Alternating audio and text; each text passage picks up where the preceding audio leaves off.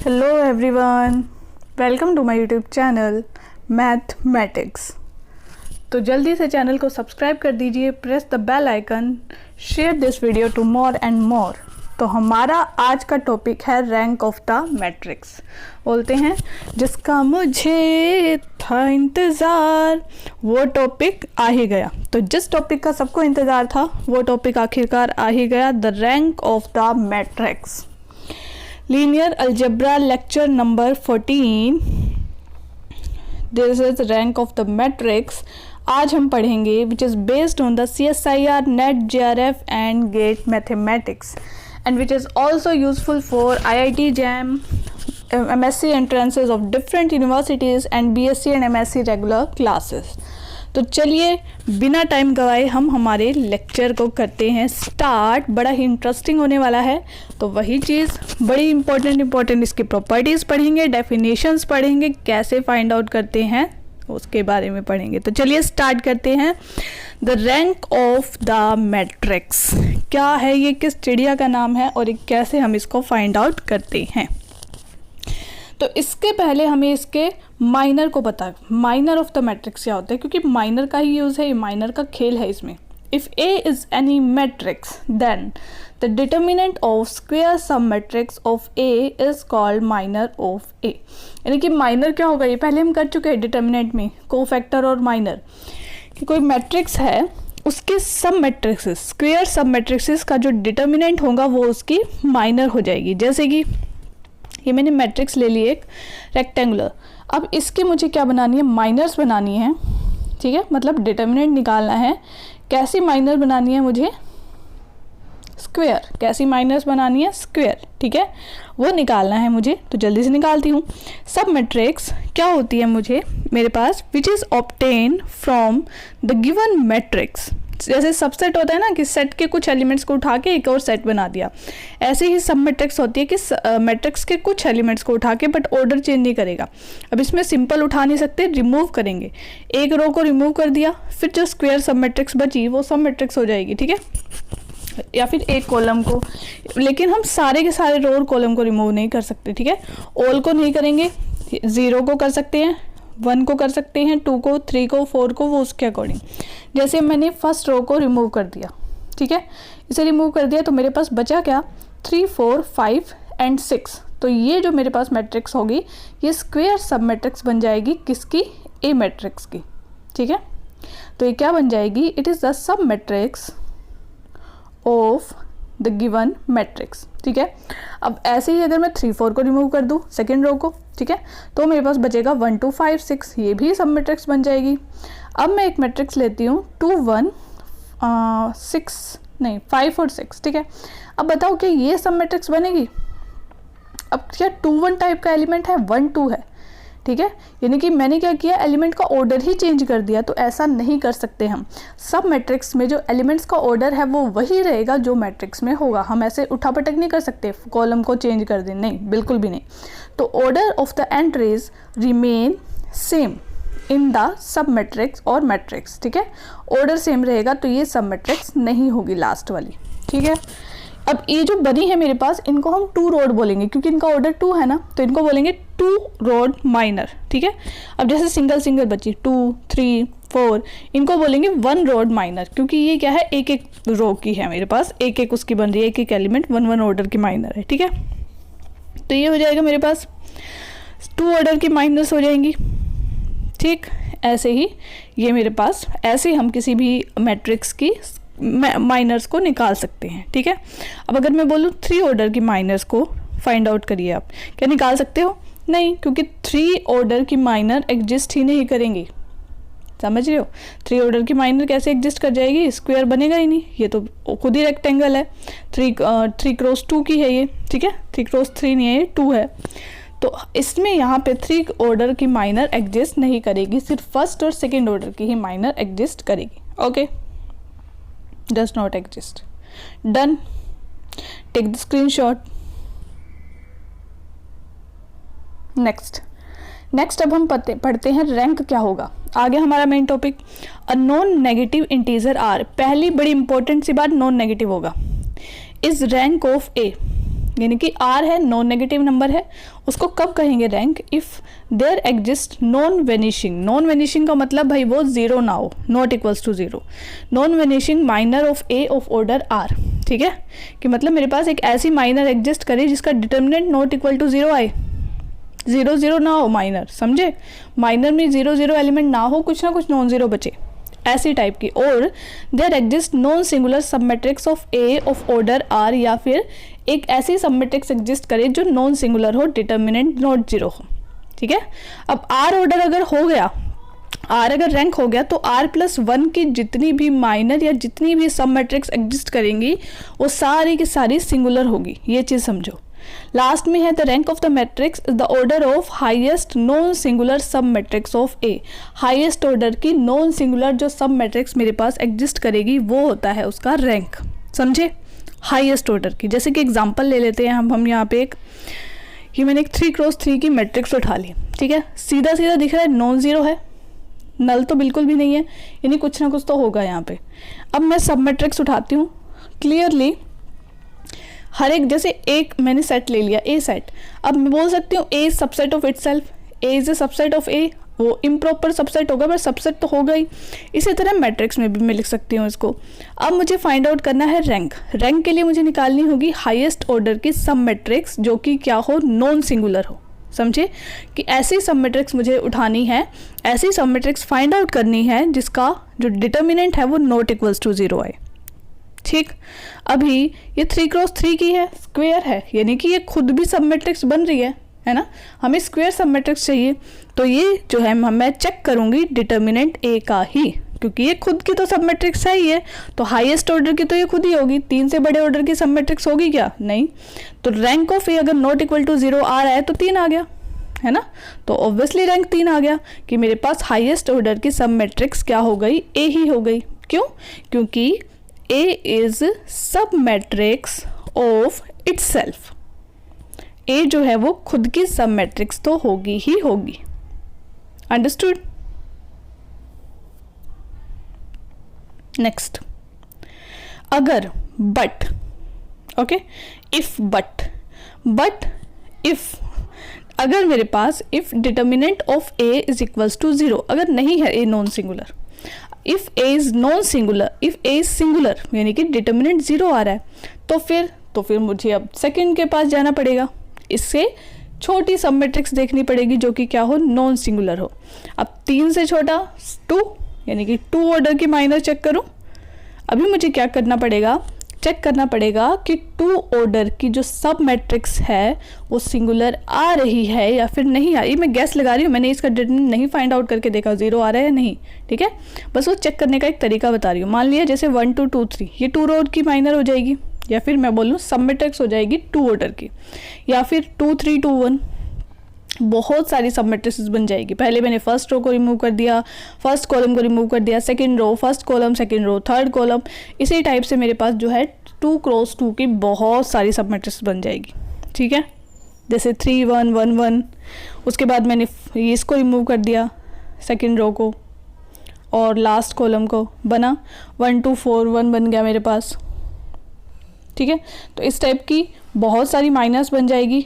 अब इफ हमारे पास अगर एक इन सारी की सारी सब मैट्रिसेस में से या इन सारी की सारी माइनर्स में से एटलीस्ट 1 माइनर या एटलीस्ट 1 सब मैट्रिक्स ऐसी एग्जिस्ट कर गई जिसका determinant not equal to zero हो, या फिर non singular sub matrix exist कर गई सेकेंड ऑर्डर की, ठीक है, तो ऑब्वियसली मुझे यही चाहिए, हाईएस्ट ऑर्डर की यही हो जाएगी, क्योंकि 3 ऑर्डर की तो नहीं है, मैंने चेक कर ली, तो इसका रैंक हो जाएगा 2।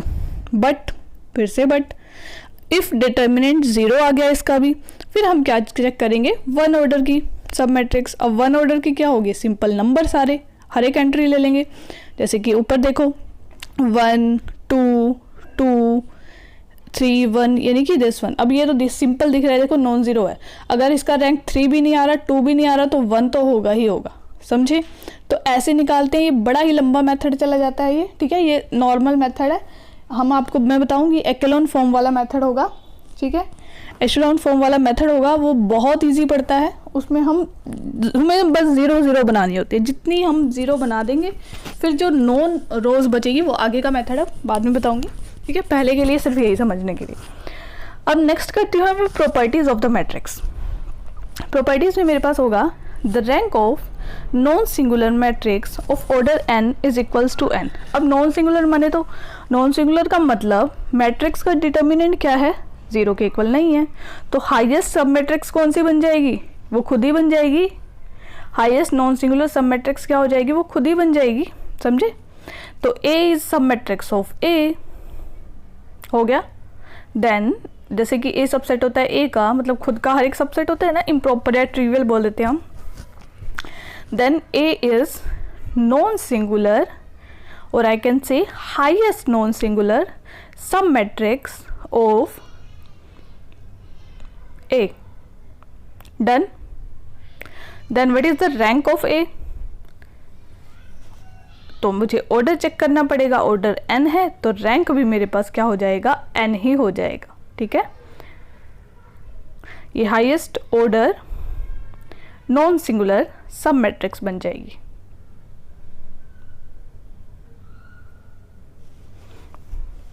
सब मैट्रिक्स ऑर्डर n, ठीक है। डन। Take the screenshot. तो नॉन सिंगुलर सब मैट्रिक्स अगर मैंने देख ली कि इस मैट्रिक्स का डिटर्मिनेंट नॉट इक्वल टू 0 आ रहा है तो उसका रैंक क्या होगा, जो कि उसका ऑर्डर होगा, ठीक है। Next that is the rank of, अब ये एग्जांपल है, orthogonal unitary and involutory matrices is equal to their order. क्यों है, क्योंकि ये जो मैट्रिसेस गिवन है ये सारी की सारी क्या होती है, नॉन सिंगुलर, इनमें से किसी का भी डिटर्मिनेंट 0 नहीं होता, ठीक है। This all 3 matrices are non singular. अब ये ऑर्थोगोनल का क्या होता है, ये पीछे हम निकाल चुके हैं 11th और 12th लेक्चर में, आई थिंक देख लीजिएगा।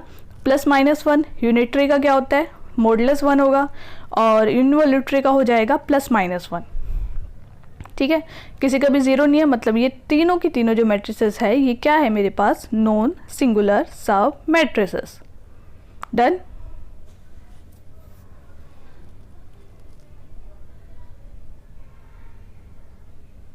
ओके, नाउ नेक्स्ट हम करेंगे एग्जाम्पल, इसी पे बेस्ड होगा। तो चलिए मैट्रिक्स राइट कर देती हूँ मैं एक 0 0 आयोटा 0, ठीक है। नेक्स्ट है 0 I 0 0। नेक्स्ट क्या लूँ, 0 के बाद हाँ 1/√2 1 बना देते हैं इसको, फिर यहाँ 1/√2 आयोटा ले लेते हैं, यानी कि आयोटा/√2, ठीक।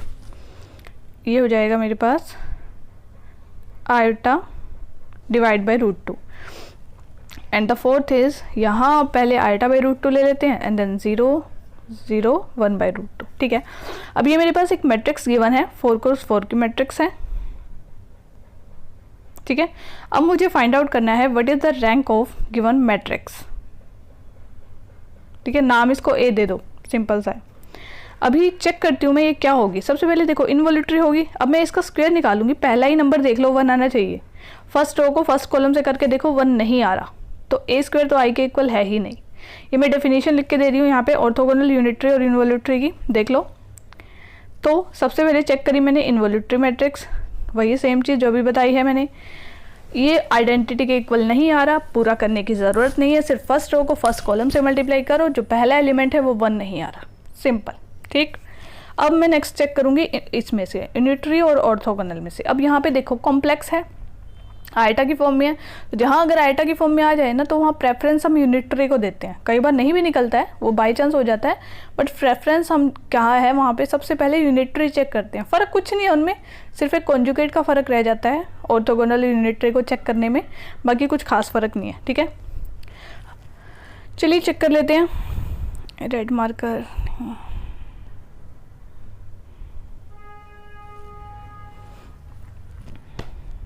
चलिए, तो 2 चीज़ें होती हैं चेक करने की, जैसे कि मैंने पिछले लेक्चर्स में भी बता रखा है, यूनिटरी और ऑर्थोगोनल दोनों के लिए 2 ही होगी। सबसे पहले चेक करते हैं the sum of the square of modulus of each element in each row of A, मतलब जो फर्स्ट रो ली मैंने, sum of the square of modulus of the square of element in each row of A in each row of A is equal to 1, ठीक है।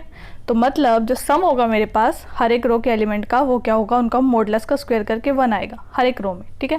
लेकिन अगर मैं दो डिस्टिंक्ट रो को आपस में मल्टीप्लाई करती हूँ, तो यानी कि फर्स्ट और सेकंड देखनी है मैंने, तो फर्स्ट रो के एलिमेंट सिंपल लेंगे, लेकिन सेकंड रो के एलिमेंट का कॉन्जुगेट करेंगे। अब अगर ऑर्थोगोनल करनी है तो कॉन्जुगेट नहीं आएगा, तो वो 0 आना चाहिए। ये दो चीज़ें चेक करनी है मुझे, समझे। उसमें मॉडुलस नहीं आएगा, सिंपल स्क्वायर बन जाएगा, इसमें मॉडुलस बन जाएगा क्योंकि कॉन्जुगेट होता है मल्टीप्लाई। अब सबसे पहले फर्स्ट रो का देखते हैं। फर्स्ट रो के मॉडुलस का स्क्वायर का समीशन क्या आना चाहिए, 1। डन। देख लो भाई, 0 का तो कुछ फ़ायदा नहीं, आयोटा का मोड कर दो। आयोटा का मोड क्या हो जाएगा, माइनस आयोटा का स्क्वायर। कैसे होता है, क्योंकि 0 का तो कुछ होगा ही नहीं। आयोटा इंटू में आयोटा का कॉन्जुगेट, एलिमेंट और उसका कॉन्जुगेट मिलके ही मॉडुलस स्क्वायर बनाते हैं, समझे। तो माइनस आयोटा का स्क्वायर, आयोटा स्क्वायर -1 होता है, माइनस माइनस +1 हो गया, डन। उसके बाद मुझे चेक करना है सेकेंड रो के मॉडुलस का स्क्वायर। अब सेकेंड रो के एलिमेंट देख लो, 0 वालों को तो छोड़ ही दो, कोई फ़र्क ही नहीं है, ये भी आयोटा आ गया, तो ये भी बन गया मेरे पास मॉडुलस ऑफ आयोटा का स्क्वायर। ऊपर निकाल ही चुके हैं हम, किसके इक्वल होगा ये, 1।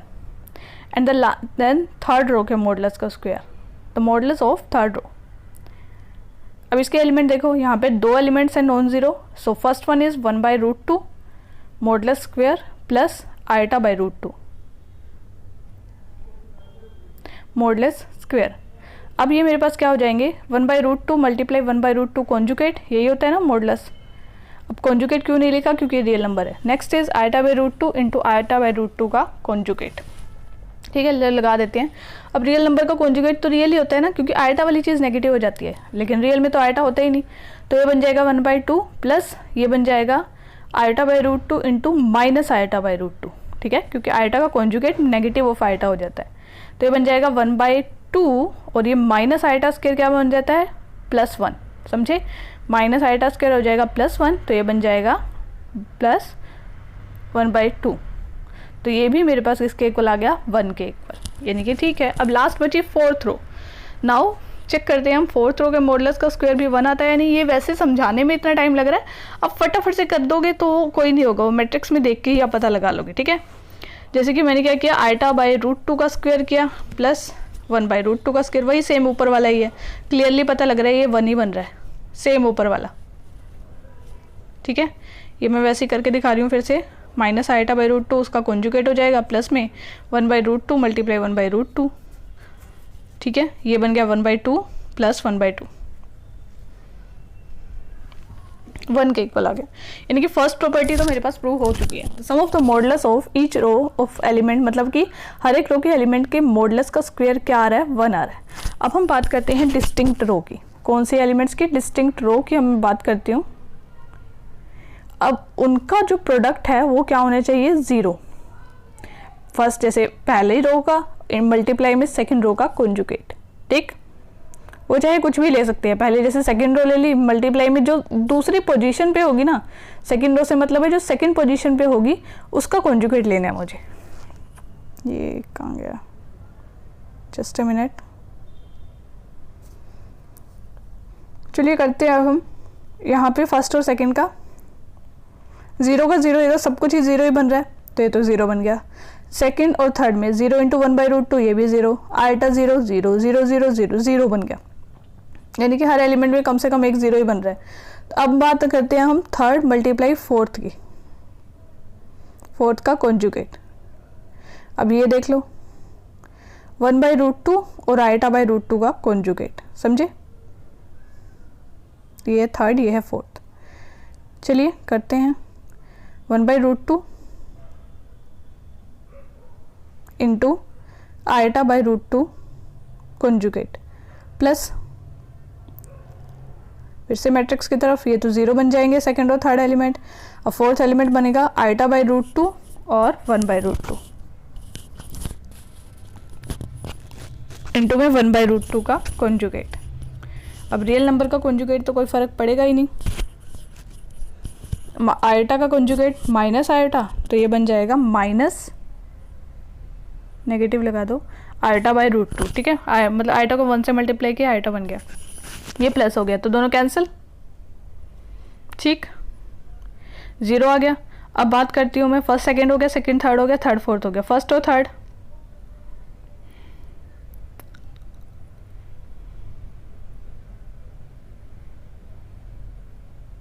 ठीक है, 0 आ रहे हैं तो क्लियरली बन ही रहा है मेरे पास, तो ये भी क्या आ रहा है 0। ऐसे ही तुम सारी की सारी करके देख लोगे। तो जब मेरे पास मुझे पता लग गया कि डिस्टिंक्ट रो का जो प्रोडक्ट की समीशन है वो मेरे पास 0 आ रही है, तो फिर मेरे पास क्या बन गई, वो यूनिटरी मैट्रिक्स। कौन सी मैट्रिक्स बन गई, यूनिटरी मैट्रिक्स। तो दोनों की दोनों कंडीशन सेटिस्फाई कर गई। That mean the above matrix is unitary matrix. और यूनिटरी मैट्रिक्स क्या होती है अभी बताया मैंने, मॉडुलस उसका डिटर्मिनेंट क्या होता है, उसके मॉडुलस 1 होना चाहिए, है ना। दैट मीन्स नॉन सिंगुलर होगी।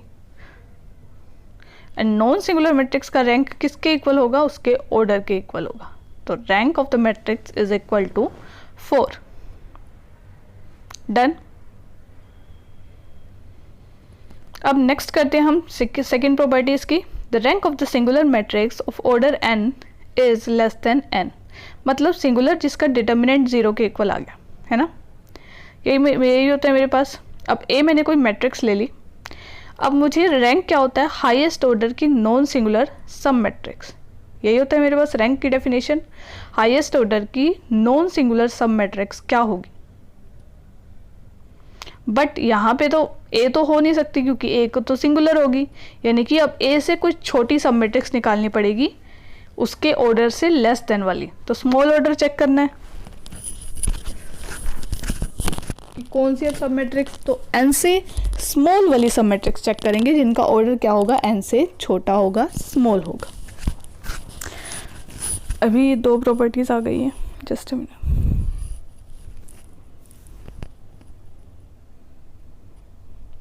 ठीक है, चलिए थर्ड प्रॉपर्टी पढ़ते हैं पहले। The rank of null matrix is 0। Null matrix क्या होती है, the matrix whose all elements are 0। सारे के सारे एलिमेंट मेरे पास क्या होंगे, 0। कुछ भी नहीं है उसके पास, कुछ भी नहीं, समझे।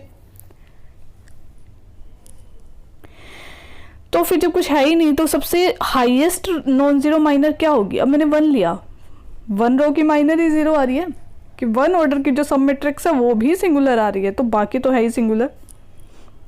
तो इसका रैंक मेरे पास क्या हो जाएगा, 0। ठीक है, ये मैंने चेक कर ली, 1 ऑर्डर की डिटरमिनेंट 0 है, यानी कि कोई भी सिंगुलर नहीं है, कोई भी नॉन सिंगुलर नहीं है। ठीक है, तो फिर रैंक क्या हो जाएगा मेरे पास, नॉट एग्जिस्ट। ठीक है, तो फर्स्ट रो की नॉन सिंगुलर मैट्रिक्स एग्जिस्ट ही नहीं कर रही, तो rank of a null matrix is 0। But अगर मैट्रिक्स नॉन नल है, नॉन नल का मतलब कोई भी एक ऐसा एलिमेंट एग्जिस्ट कर जाएगा मैट्रिक्स में जो नॉन जीरो होगा। ठीक, एक एलिमेंट एग्जिस्ट कर गया तो कम से कम एक सब मैट्रिक्स हम बना सकते हैं। 1 को लेके मैंने एक सब मैट्रिक्स बना ली जो कि नॉन सिंगुलर है, तो जो रैंक होगा वो ग्रेटर देन इक्वल टू 1 होगा। ठीक है, नेक्स्ट है रैंक ऑफ ए ट्रांसपोज के इक्वल होता है। क्यों, क्योंकि दोनों का डिटर्मिनेंट सेम होता है। Because determinant of A is equals to determinant of A का ट्रांसपोज। दोनों का जो डिटर्मिनेंट होता है मेरे पास वो क्या होता है, सेम। अगर ए नॉन सिंगुलर है तो ए ट्रांसपोज भी नॉन सिंगुलर होगी। जो इसकी सब मैट्रिक्स नॉन सिंगुलर होगी वही ट्रांसपोज की सब मैट्रिक्स नॉन सिंगुलर होगी। कोई फर्क नहीं होता, इनके डिटर्मिनेंट में बिल्कुल सेम होता है। ठीक है, इसीलिए रैंक जो होगा ए और ए ट्रांसपोज का बिल्कुल क्या हो जाएगा, एग्जैक्टली सेम हो जाएगा। नेक्स्ट करते हैं अब हम fifth property. The rank of A is equals to rank of A conjugate. I can say rank of A is equals to rank of A theta, यानी कि ट्रांसपोज कॉन्जुगेट। ये भी सेम होंगे, यानी कि तीनों के तीनों सेम होंगे। Transpose A bar A theta तीनों का सेम होगा। अब ये कैसे, अब ए और ए कॉन्जुगेट के डिटर्मिनेंट में कितना फ़र्क होता है। अगर ए का कॉन्जुगेट, ए का डिटर्मिनेंट नॉन जीरो है तो ए कॉन्जुगेट का भी तो नॉन जीरो होगा। सिर्फ और सिर्फ बार का ही फ़र्क है, समझ रहे हो। सिर्फ इनके डिटर्मिनेंट में सिर्फ बार का फ़र्क है। ऐसे नहीं हो सकता कि एक का जीरो है तो दूसरे का नॉन जीरो होगा। ये जैसे मैंने लिख के दिया है तुम्हें, अगर ए थीटा जो है मेरे पास उसकी वो नॉन सिंगुलर सब मैट्रिक्स है उसकी, समझे, वो फिर ए के लिए भी नॉन सिंगुलर ही होगी, क्योंकि उनके डिटर्मिनेंट में ऐसे नहीं हो सकता कि अगर ए का डिटर्मिनेंट 0 है तो उसका नॉन ज़ीरो होगा। ठीक, non zero singular sub matrix जो ए थीटा की होगी वही उसका ऑर्डर हो जाएगा 2। डन। कोई फर्क ही नहीं होता इनके डिटरमिनेंट में। अब हम करते हैं, तो ऑर्डर 2 नहीं है तो भाई 3 देखो, 3 नहीं है तो फिर आगे वो देखते रहेंगे। जैसे 2 लिया मैंने, अब 3 लिया मैंने डिटरमिनेंट, अगर तो 3 का कॉन्जुगेट 3 है, दोनों ही नॉन जीरो है। अगर 2 है तो 2 का कॉन्जुगेट दोनों ही मेरे पास वो है। ठीक है, कोई ज़्यादा कंफ्यूज नहीं होना है इसमें, छोड़ो ये 1 2 3 का नॉन जीरो, सिंपल सा ये देखो उनके डिटरमिनेंट जो होता है ए थीटा और ए बार, सिर्फ कॉन्जुगेट का फर्क होता है। अगर ए की जो सब मैट्रिक्स है उसका नॉन जीरो है डिटरमिनेंट, चाहे कुछ भी हो, 2 + 3 आयटा हो, 3 + 4 आयटा हो, तो कॉन्जुगेट में क्या वो जीरो बन जाएगा जाके? नहीं, सिर्फ और सिर्फ आयटा की वैल्यू चेंज हो जाएगी, रहेगा तो नॉन जीरो ही। इसलिए इनका रैंक सेम होता है कि मुझे सिर्फ नॉन जीरो से मतलब है, चाहे कुछ भी हो डिटरमिनेंट, समझे? अभी मेरे पास रैंक ऑफ ए बार के सेम होगा और ए थीटा के। अब एक एग्जांपल है, सारी की सारी मैंने क्या ले ली, के एलिमेंट की मैट्रिक्स उठा ली। अब मुझे फाइंड आउट करना है the rank of this matrix. Okay, firstly अगर के की वैल्यू मेरे पास क्या है, 0 है, तो मैट्रिक्स क्या बन जाएगी, नल मैट्रिक्स, सारे के सारे एलिमेंट 0 हो जाएंगे। अब यहाँ पे मेरे पास प्रॉपर्टी है थर्ड, रैंक क्या होता है नल मैट्रिक्स का, 0, तब इसका रैंक मेरे पास क्या हो जाएगा, 0। Rank of A is equals to 0, but if K is not equal to 0 then क्या होगा? अब अगर के की वैल्यू 0 नहीं है तो रैंक ऑफ ए भाई 1 या 1 से बड़ा होगा नॉन नल मैट्रिक्स का, समझे? अभी मैं निकाल लेती हूँ, 1 तो मुझे पता है होगा ही होगा। सेकेंड ऑर्डर की देख लेती हूँ, सब मैट्रिक्स सिंगुलर आती है, नॉन सिंगुलर, सारी की सारी सब मैट्रिक्स ऐसी बनेगी सेकेंड ऑर्डर की, सेम एलिमेंट है ना, क्योंकि ऑल एलिमेंट्स आर सेम, सारी की सारी सब मैट्रिक्स से ही बनेगी, कोई डिफरेंट तो बनेगी नहीं। अभी मैं इसका डिटरमिनेंट फाइंड करती हूँ, करिए क्रॉस मल्टीप्लाई, ये बन जाएगा k² minus k² is equals to 0, तो ये सिंगुलर बन गई, यानी कि सेकेंड ऑर्डर की जो सब मैट्रिक्स है वो मेरे पास सिंगुलर है, तो रैंक क्या होगा इसका, लेस देन इक्वल टू 1, यानी कि रैंक क्या आ गया ये मेरे पास मैट्रिक्स का 1 के इक्वल आ गया। रैंक क्या आ गया मेरे पास मैट्रिक्स का 1। ठीक है, ऐसे ही जो भी इसका ऑर्डर कुछ भी हो सकता है, 3 4 5, रैंक हमेशा 1 ही रहेगा। इफ़ के इज़ नॉट इक्वल टू 0, अगर के 0 के इक्वल है तो फिर वो 0 हो जाएगा। नेक्स्ट अब हम एक और एग्जांपल कर लेते हैं। ए एक मैट्रिक्स ले रखी है मैंने, n×1, कॉलम 1 है, यानी कि एक कॉलम मैट्रिक्स है। First one is and the second is B, b1 b2 bn, ये मेरे पास क्या होगी, रो मैट्रिक्स हो जाएगी। ठीक है, अभी मुझे फाइंड आउट क्या करना है, रैंक ऑफ ए बी।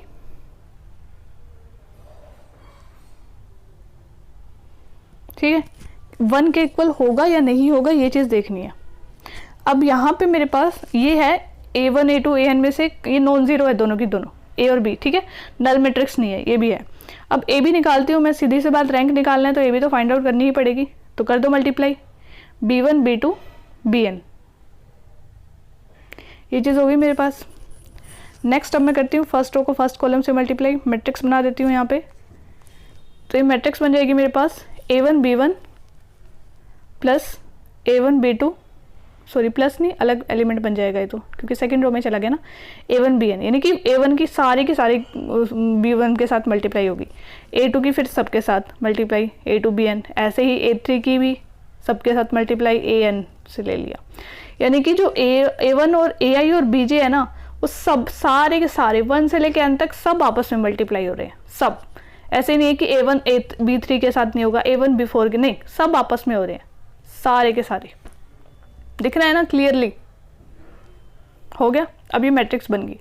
अब मेरे को फाइंड आउट करना है इसका rank clearly, A B write कर देते हैं इसको यहाँ। अभी यहाँ पर मेरे पास क्या गिवन है, ए बी का माइनर देखती हूँ मैं, या फिर मुझे क्या देखना है, सब मैट्रिक्स देखनी है हाईएस्ट ऑर्डर की नॉन सिंगुलर, ये देखते हैं हम रैंक के लिए। ठीक है, तो सबसे पहले तो वो देख लो भाई, नल मैट्रिक्स तो नहीं है कहीं, सबसे पहले हम क्या देखते हैं, नल मैट्रिक्स तो नहीं बन रही, नहीं बन सकती नल मैट्रिक्स। क्यों? क्योंकि जो ए और बी है ये दोनों की दोनों नॉन नल है, नॉन जीरो है। तो कम से कम एक ए आई नॉन जीरो होगा, कम से कम एक बी आई नॉन जीरो होगा। देयर एग्जिस्ट एक वन ए आई एटलीस्ट जो नॉन इक्वल टू जीरो है, there exist at least one b i which is not equals to zero. अब यहाँ पे ए बी मैट्रिक्स में क्लियरली दिख रहा है सारे के सारे ए आई सारे के सारे बी आई से मल्टीप्लाई हो रहे हैं, तो एक नंबर तो ऐसा बन ही जाएगा ए आई इंटू बी जे जो कि नॉट इक्वल टू जीरो होगा। समझे? क्योंकि सभी मल्टीप्लाई हो रहे हैं ना। मान लिया मेरे पास a1 not equal to zero है ना, और b3 not equal to zero, a1 b3 मिल रहा है मेरे को। अब ऐसे ही अगर bn होता, a1 bn मिल रहा है, क्योंकि सब एलिमेंट आपस में मल्टीप्लाई हो रही है। एक हर एक एंट्री ऐसी है मेरे पास जहाँ पे सब 1 to n ai और 1 to n bi सब आपस में मल्टीप्लाई होंगे। तो एक ए आई मेरे पास नॉन जीरो है, एक बी आई नॉन जीरो है, तो उनकी मल्टीप्लिकेशन में एक A I into B J non zero होगा ही होगा। I1 to n J1 to n। तो ये जो मैट्रिक्स है मेरे पास कैसी बन जाएगी, नॉन नल मैट्रिक्स। कैसी मैट्रिक्स बन जाएगी, non null matrix. Then non null matrix का रैंक मेरे पास क्या होता है, the rank of A B is greater than equals to 1। Done. अभी मैं देखती हूँ 1 से बड़ा तो हो गया, अब मैं 2 का चेक करूँ कि सेकंड ऑर्डर के सब मैट्रिक्स मेरे पास एग्जिस्ट कर रही है नॉन सिंगुलर या फिर नहीं। फिर मैं तीसरे का चेक करूँगी। ओके, सेकंड ऑर्डर की माइनर निकाली मैंने, फर्स्ट वाले ही ले लिया मैंने, a1 b1 a1 b2, इसी को मैं जनरल करके सारे निकाल लूँगी, a2 b1 a2 b2 हो गया। अभी मैं क्या करती हूँ, यहाँ पे तो ये सिंगल है, अभी a1 की जगह a3 भी हो सकता है, a4 भी हो सकता है, तो मैं क्या करूँगी, जनरल ले लेती हूँ वेरिएबल्स, 1 की जगह कोई वेरिएबल लेती हूँ, कोई भी हो सकता है वो। AP मान लिया मैंने 1, AP BQ, ठीक है, कोई दूसरा भी हो सकता है। देन मैंने क्या लिया, AP BS लिया, फिर A2 B1 A2 B2।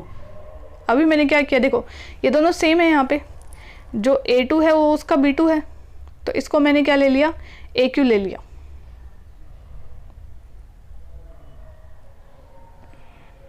AS ले लिया।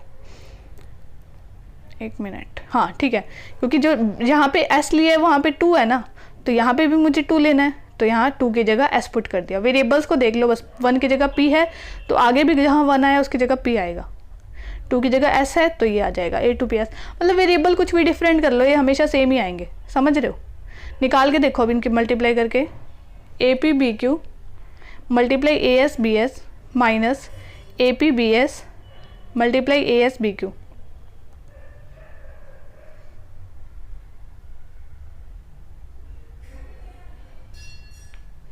अब ये बन जाएगा सारों के, मतलब चाहे 1 को 2 से करो, 2 को 1 से करो, आंसर सेम होगा। मैंने सिर्फ रीअरेंज किया इनको।